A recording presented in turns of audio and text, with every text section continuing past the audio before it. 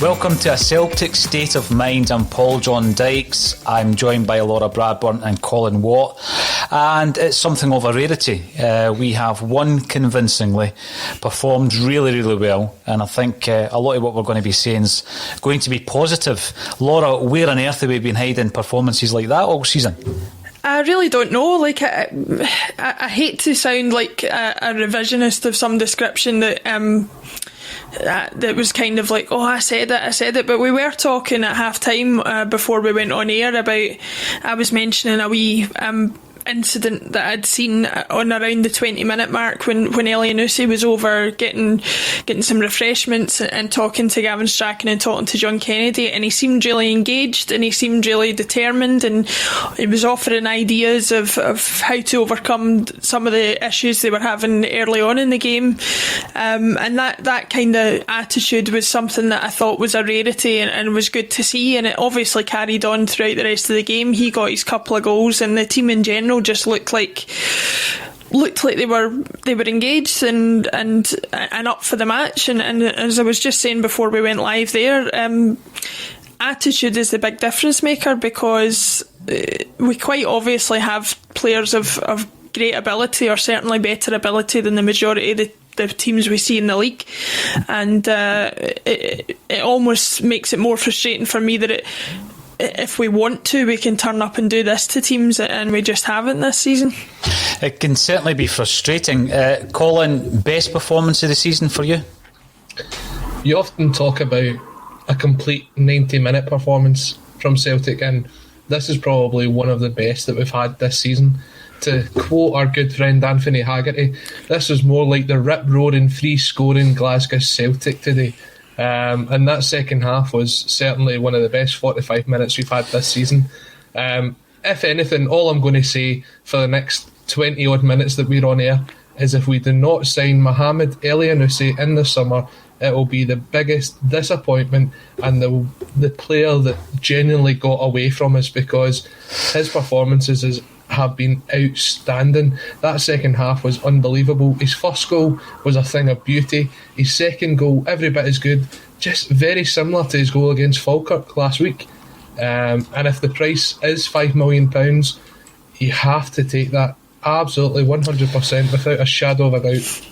Well, you've led me on to one of my points of discussion here, Colin, and I think that Elyounoussi, had I asked that question at the end of every game this season, it would have been a mixed bag. So yeah, after today, 100% agree with you. He looks every inch the £5 million player, if indeed that is the fee that Celtic have been quoted. But again, I could have asked you that 4 or 5 weeks ago and you might have given me a different answer, or one of the Axon pundits might have given us a different answer, because I've asked the question numerous times about the loanees, and that hasn't always been the case. No taking away from his performance today, I think he showed why we would be interested in buying him. I mean, he's your second top goal scorer now, isn't he? Laura, what's your thoughts on that? Top. Because Edward, I think he's joint top now, 17 with Edward. Eddie's scored over 20 now. But Laura, when you're looking at Elyounoussi after a performance like that, I'm in Colin's boat, 100%. £5 million looks like a good deal, but we've not seen it all season. Well, yeah, that was the only kind of counterpoint I was going to make. We had that debate before the game started about, on their day, players can be great. On his day, Rogic can be great. On his day, Griffiths can be great. On his day, Christie can be great. Elyounoussi is, without doubt, if every player in the team was playing at their best, he's perhaps one of the most naturally gifted footballers that we've got. He's up there with Edward, and he's up there with Turnbull in that regard. The problem you have is that you can't guarantee that from him every game, and that's the point I was making before Colin spoke there, was he seemed particularly up for the game today, and that was what was encouraging to see. The only thing I would want guaranteed for 5 million is that you were going to get that from him much more consistently than you have. But I totally agree. If somebody could tell me he was going to turn in performances like that more often than he wasn't, then 5 million looks like a bit of a bargain for him. I think Colin's already answered the question. If you were to sign one of the loanees for next season, I think Colin's already answered his opinion on that. Would you share that view, Laura? I think if I could only go for one, Laxalt might edge it for me, but after today it's close. Laura, what are you doing? He's scored 17 goals this season. You're getting 17 goals from a midfielder, and you're going to sign someone because he's good at streaming on Twitch? Come on. The thing with Elyounoussi is, I've long said that we just need to find his best position, Colin. We need to know how best to deploy him. And you've seen today, and I'm going to bring in my next point, actually, has been hijacked by Robbie, but I'll bring this in because Robbie is saying, I think the performance today shows you what good coaching does.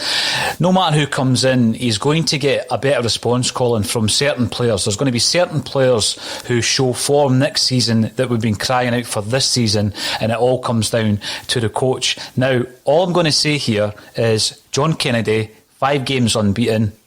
Discuss.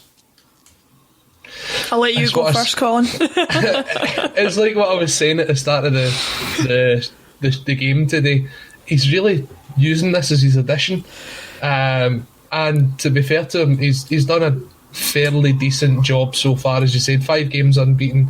The performances have certainly levelled up from what we seen before Neil Lennon left the club. We see that energy. We often talk about the team tiring after 70 minutes. That didn't look the case today. You saw that even carrying on right up to the end, getting the 6th goal late on, pushing for a 7th. So yeah, it's a definite improvement since Neil Lennon took over, but there's still a lot of question marks over John Kennedy. The fact that he didn't make a substitution in the derby until like the 78th, 80th minute, when there was a chance to go on and actually win that game, I don't know if he's tactically astute enough to become a manager. But it just asks the question, what if we'd made this decision months ago? What if we'd made this decision back in January, just to give him between now and the end of the season? How different might things have actually been? You see the players that we've just spoke about that have actually upped their game since Neil Lennon's departed the club. So players like Elyounoussi, you're getting Forrest coming back into a team. Okay, he was out injured, but there's definitely been improvements across that team. Even Ryan Christie manages to keep a shot down and put it in the back of the net nowadays. Colin, didn't start on Ryan Christie, right? I was going to ask you in the second half, that Rabona, you must have appreciated it. You must have done. Like, this is the quality that he has got, right? There's no getting away from the fact he's a very good player, but I mean, his heart's clearly not in it, is it? You saw it even when he scored that goal. There was no celebration, there's no delight in the face. It was just a job's done, move on to the next one. He's another one, a bit like Odsonne Edouard, whose heart's already at his next club. Does that concern you, Laura, the non-celebration? Well, is that not the second time he's done that in recent weeks? He seems very, and even the last time he did it was, you could argue today, what was it, the 6th goal that he scored, maybe he's not going to celebrate as much because it was just, we were on easy street by that point, but I did notice his goal against Falkirk that he did the same thing, so that would concern me as far as Christie's concerned, that he... that his heart isn't in it, but I do probably think he's shown enough this season to get whatever move he wants to get. He's not at his best season, far from it, but as I said before the match started, I think clubs probably look at players on a longer term basis, and decisions will have been made long before. But going back to John Kennedy, for me, his addition, yes, every game counts towards any sort of reputation he wants to put forward about being manager. But for the real test for him will be the Scottish Cup. If he manages to even get to the final or to win it, then he's literally got a trophy to take into the boardroom and say, look, this is entirely mine. Because I don't think, has Neil Lennon even taken charge of a Scottish Cup game this season? I think it didn't start until after he was away. So this is something that will be entirely down to John Kennedy if we manage to win it, especially if we can beat Rangers next week. And that's something that he can say without fear of admonishment that he says, that is the trophy I won this club, and that's my kind of stamp on my desire for the job. Now, we've done this podcast long enough for me to know that there will be comments coming in, probably filtering in after the live show, to say that, we change our tune from game to game and all of a sudden we're on the Kennedy bus, etc. I am definitely not subscribing to that in any way, shape or form. But I think it's a good point that Robbie makes. Robbie Smith Kennedy has now put his stamp on the team. People will counter that by saying, well, he's had the influence of coaching them all season. Why didn't he do anything prior to now? All I would say is, he's done himself no harm to remain at the club beyond this season. I think that there might be a position somewhere, but then that also concerns me in relation to the situation with Eddie Howe, where he quite clearly wants his own backroom team, even though the original report from Steve McGowan, Colin, stated that he was happy to continue with Strachan and Kennedy. So all I'm saying in relation to how we've played, I'm not getting absolutely carried away with a 6-0 against Livy. I'm going to enjoy it because we haven't had much to enjoy this season, but I'm not getting carried away with it. And I think it's perfect just before the game against Rangers to go out and score goals like that. Now, Laura, before we came on, we were talking about something Jock Stein used to do, and by the way, I'm not comparing John Kennedy to Jock Stein, but something that Jock Stein deliberately used to do was, before big games, he would organise sometimes midweek bounce games, often behind closed doors, against lesser opposition, so that we could score goals. And he used to actually talk about it in a Celtic View, and it was all about just getting confidence. It was very basic, but I think when I look at today's result, it is a real confidence builder. We're going into the game next week knowing that we haven't just scraped through a stodgy 1-0 or whatever it may have been, Colin. We've played with a freedom today that we haven't seen enough of this season. And one last thing about the Christie goal, in actual fact, is it was an assist from Effie Ambrose. So let's not forget Big Effie. Cult hero Effie Ambrose. Cult hero, yeah, one of the ones, absolutely. Before the game, our opening discussion was all around the fact that Scott Brown was playing. We were talking about sentimentality. We mentioned the fact that there's going to be a celebration on the last home game of the season where Celtic fans are sending flags and banners, jerseys, etc., to show their appreciation of the captain, Colin. It was on the website yesterday. So I think, to be honest with you, watching that performance today, I would have probably said I was wrong to suggest that Bruni shouldn't have played. I thought he played particularly well today, Colin. What was your thoughts on Scott Brown? And of course, because of that, I would expect wholeheartedly for him to start against Rangers next week. This was the point I was making before the game. I think Kennedy's playing this clever to the point where it's about getting the performances and getting the results on the park. And if he thinks that Scott Brown's the right person to do that, regardless of whether he's going to be here next season or not, that's who he's going to play. Just because we know Sorrow's going to be here next year and you want to see what you can get out of him, I don't think Kennedy takes that into his thought process. And as you said, I think Scott Brown had another good game. I don't think he's at the Scott Brown of the level of sort of 2, 3, maybe even 4 years ago, where he can have a real influence on the game. But he still has his part to play, and he done it really well. It was strange to see him in very attacking positions at the corners. Obviously the third goal coming from his header onto, I think it was Fitzpatrick's heel. Some people said it might have been Stephen Welsh getting a toe at it. I think that might have just been a bit of desperation there, but good to see him getting in that position. And then him actually managing to get a half volley in at the goalkeeper. I mean, for the kind of age that he's at, he's what, 36 in the summer? To still have that sort of energy is extremely impressive. But as you can see, when it gets to sort of 65-70 minutes, he's ready to come off And that's what we should have been doing more over the last sort of 12 to 18 months, is kind of protecting them and getting them through these games. Instead, we're getting them to play 90 minutes 3 times a week. And that's when you'll not get the best out of him. That's when the performances start to dwindle, because he's just not got that energy to get himself through those games anymore. What was your thoughts, Laura? Because you've been quite candid and quite open about your thoughts on the Scott Brown situation. Judging by his performance today, he's a starter against Rangers, probably one of the first names on the team sheet, I would guess. The one thing I would say in counterbalance to that is, and to kind of expand on what Colin said about him not being the player of 3 or 4 years ago, I think 3 or 4 years ago you could have counted on him to be the reason that we played well.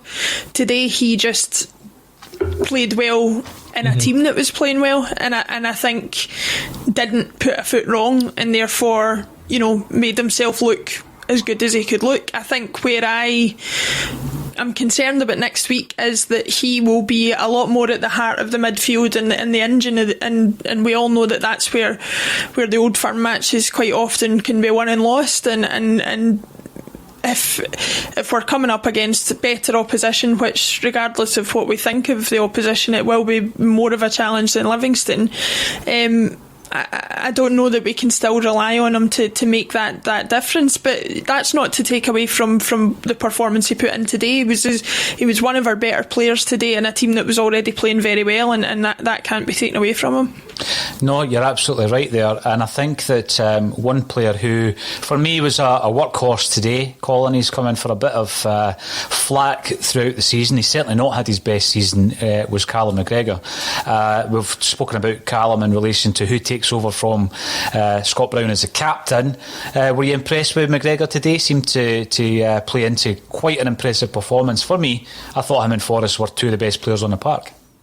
For me, he's always a player that I think unjustifiably gets the stick, and I think it's because you're not actually at the games anymore. You're just seeing what the camera wants you to see on the park.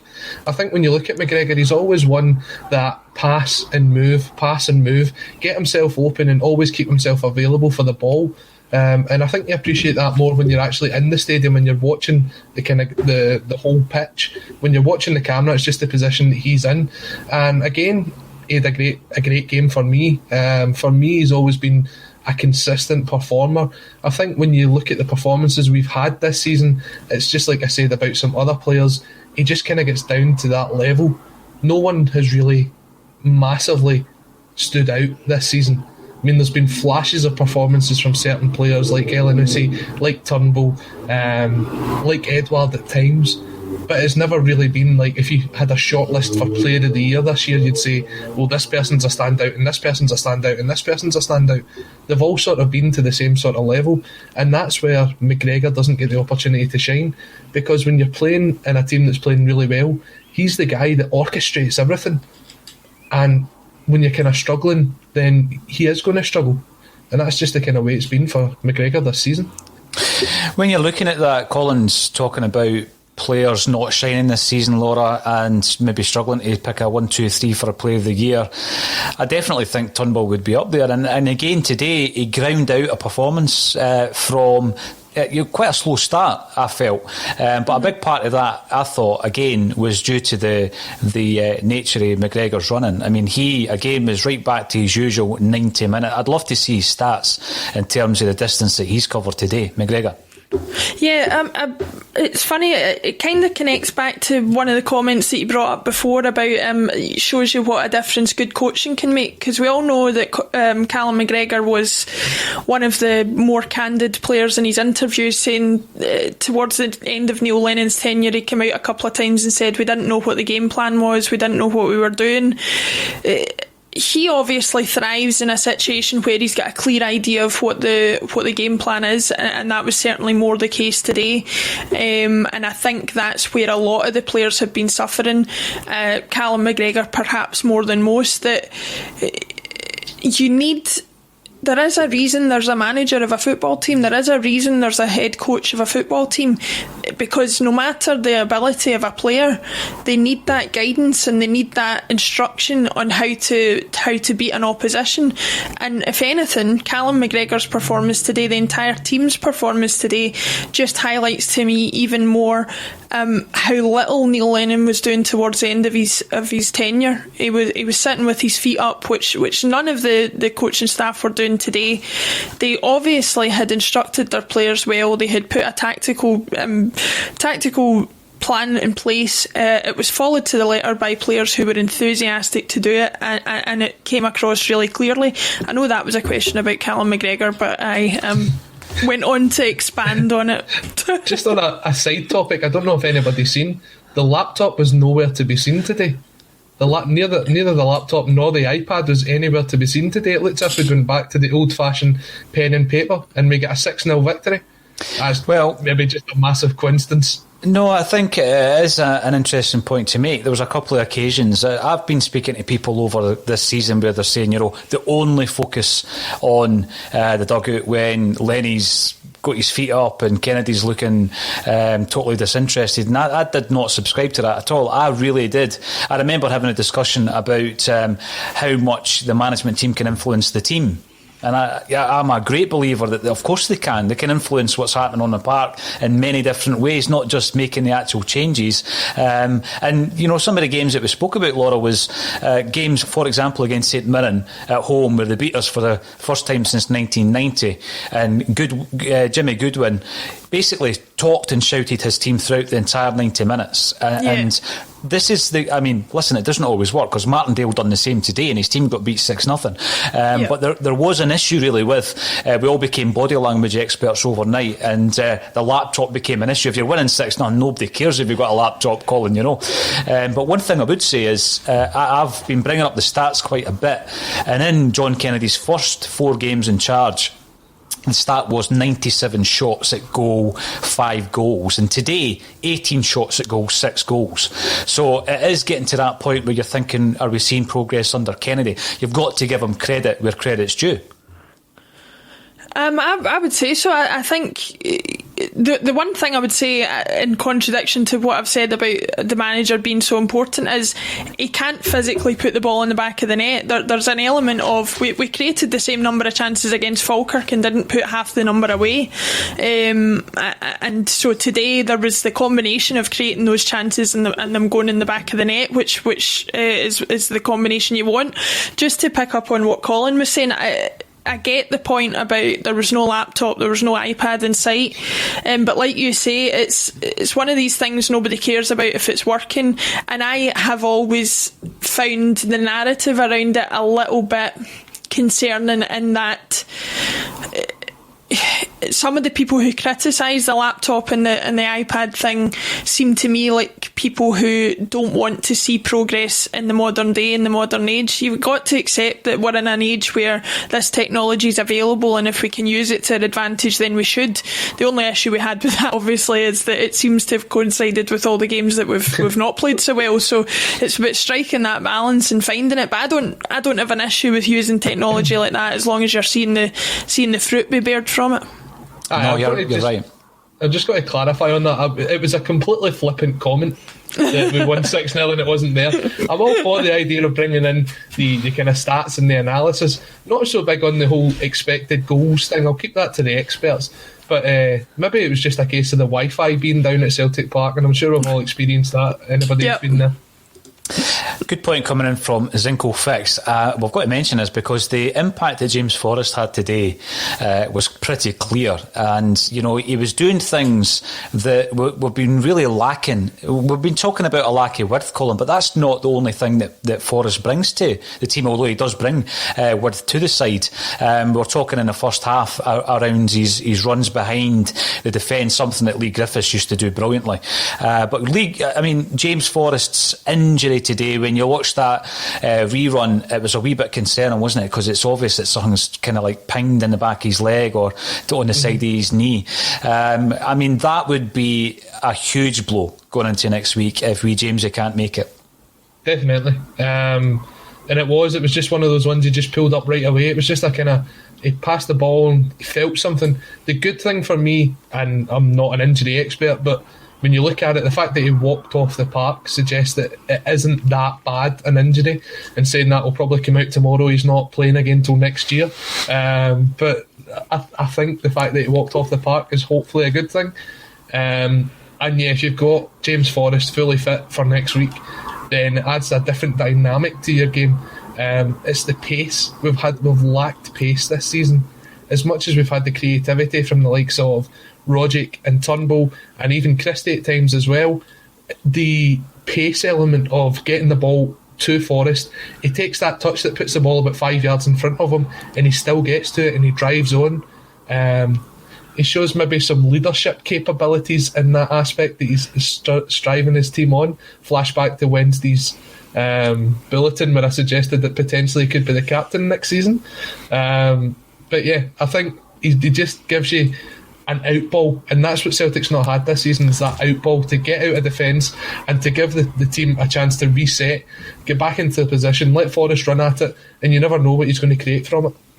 You know, when we're looking at this season, Laura, there's been many occasions where you think, well, it can't get any worse, and then it does. That's happened all season.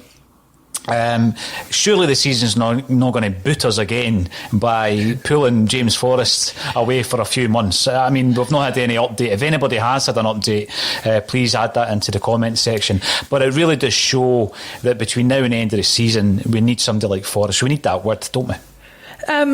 Yeah, without a doubt, he makes a difference to the team for the positive, and he's been the main difference in the way that we've performed the last few weeks. I would hate to think that he's had any major setback. The one thing that concerns me about it is I always remember the last few years of Paul McState's career being blighted by an ankle injury, which is what James Forrest has had, and it can be something that's difficult to go over for a number of reasons. Obviously, ankles are so vital as a footballer, as anybody would expect.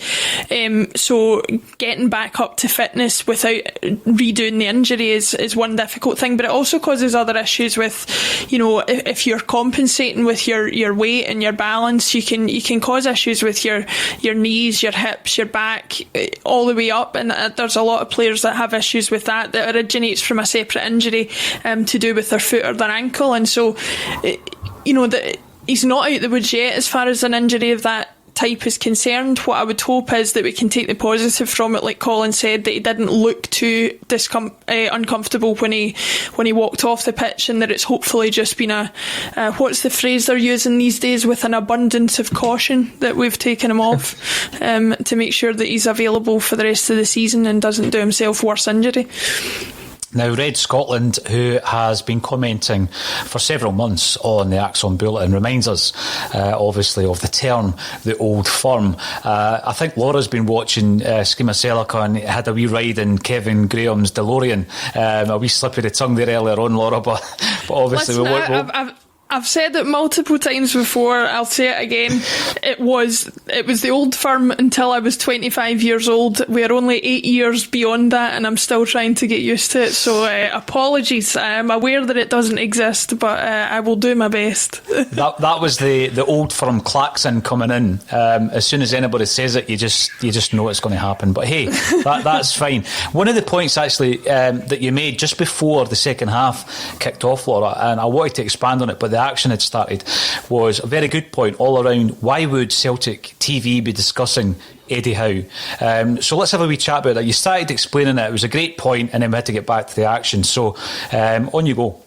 Yeah, no, what it says to me is that there must be some kind of, not only some kind of truth behind the rumours about how close the deal is, because we all know that things don't go onto Celtic TV without the those at the top of the club being aware of it, so they've obviously been given permission to discuss it. But I think what it also suggested to me was perhaps they are trying to force his hand. If it's true that his agent is fishing around for other deals and that things are perhaps dragging on, I didn't see the content of what was said, obviously, but maybe they're thinking, well, if Eddie Howe's tuning in today and we openly state that we are after him, maybe it's going to pressure him into a decision. Now, I don't know that this is all speculation, and if that is the way that they're choosing to handle it, I don't know that it's going to be the wisest move, but it definitely suggests to me that openly talking about him in that sense, when we've been quiet as a club for so long about it with nothing really official coming out, it suggests to me a kind of change in tact about how we're trying to get the deal done. I'm looking at the Eddie Howe situation at the moment, and obviously it's on the tip of all of our tongues. It's on a daily basis on the bulletin being discussed, because I think there are a huge amount of Celtic fans willing the deal to be done. We want the club to do the deal, and I think what it comes down to really, Colin, is any manager who has been out the game for a wee while, there's an entry level back into the English game. Mm-hmm. Now that entry level, let's think back to when Brendan Rodgers came to Celtic. What do you think his entry level was, and was it better after him having success at Celtic?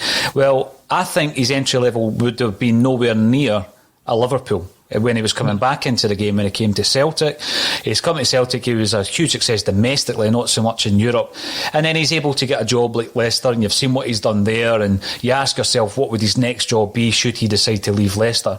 And it's, he's up in the higher reaches of the English divisions. Where is Eddie Howe now? Eddie Howe, for me, people have mentioned the fact that Sheffield United wanted him in. There's been mentions of Crystal Palace, Newcastle. These are bottom half of the EPL teams, or even Championship teams if you look at Sheffield United next season. And you also look at Newcastle, Crystal Palace. Within the last 8 years they've spent time in the Championship. That's his entry level at this moment in time. So if that's the kind of clubs he is maybe waiting for jobs to become available at, then for me, I think the rest of his managerial career will be at that level. Mm-hmm. The only way he's going to get a higher entry level is by going away and being a success somewhere else like Celtic. So that would be my take on it. Yeah, I think you're spot on. If you're kind of waiting for a team to decide whether they're going to get relegated into the Championship to decide whether you want to go and manage them next season, it's not a position you want to find yourself in. I think personally Howe does want the Celtic job, but I think he also wants the control of having his own people in, being able to run the kind of football side of the club his way, and not being forced upon him. Guys like Kennedy, guys like Strachan, and to be fair to him, that's not unreasonable. If you want someone to come in, you want them to do the job. We spoke about it when Neil Lennon came in, and we spoke how he was given John Kennedy, he was given Gavin Strachan, he was given Nick Hammond. It wasn't the guys that Neil Lennon wanted, and then look what happened. You're seeing a totally different side now under John Kennedy than what you ever saw under Neil Lennon. They're playing a completely different style of football. So if you want to come in and you want to back your manager, you don't just back him in the transfer market, you back him with the correct staff as well.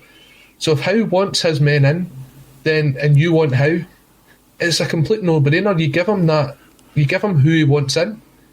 But if you're going to force it upon him, no matter how much he wants the job, he's got to look at it and say, well, if I fail at this job and I've got my own guys in, then it's all on me. But if I fail and I've not been given the right resources, what could have happened? So it's a difficult one for him to make his mind up. I noticed that the two front runners, even though the job isn't available yet, for the Republic of Ireland job are Roy Keane and Neil Lennon. So let's hope that Roy Keane gets that one, Laura. But one final point before we go, and this is coming from Killian C, Welsh's Miles of Julian. I've actually got a wee note here to say that I think Stephen Welsh has been a real asset since he came into the side. Yep. He may not be a first pick next season, but I'll tell you what, he has done himself no harm in terms of his own development. I think back to that Rangers game, I think it was back in September, October time, the 2-0 game at Celtic Park, Laura, and the disappointment in young Welsh, who really was just thrown into that, wasn't he? He was thrown in to the melting pot that became Celtic's season. And I just think that he shows a bit of a maturity. I know that you've seen him up at Morton, Colin, before. We've probably seen much of him at Celtic. And he's got a composure about him as well. And I've liked what I've seen of Stephen Welsh. As I say, I still think we need two centre-halves in pre-season. But he should be getting plenty of games next season as well for me. I think he's done well this season. Yeah, well, I mean, Cameron Harper was miles off Edouard. The point is, like, he's just come into the team. He's 6 or 7 years younger than Jullien. I personally think for a guy who is as inexperienced at the first team level for Celtic as he is, he's not really put a foot wrong for me. I think he's shown enough to stake more of a permanent place in the team next season. And yes, he might be miles off Jullien at the moment, but perhaps the chance to play with him, assuming that Jullien comes back from injury with no hitches next season, the chance to play alongside him, to learn from him, to improve his own experience. I think he's got all the makings there of being a perfectly good, if not an excellent centre half. And I think to judge him now in comparison to a player who's played for a lot longer is a bit unfair. Yeah.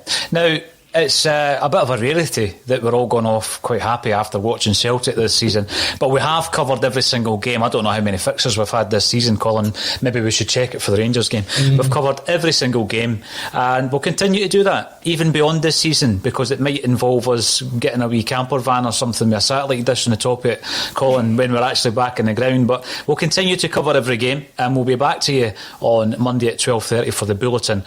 So thanks everybody for getting involved on YouTube, Twitter and Facebook. A wee reminder, if you're on YouTube, get subscribing to the channel. We're putting out multiple items of free content every single day, 21 broadcasts a week on average across all the shows. So all that's left for me to say is Colin Watt once again, and Laura Bradburn, thanks for joining me on A Celtic State of Mind.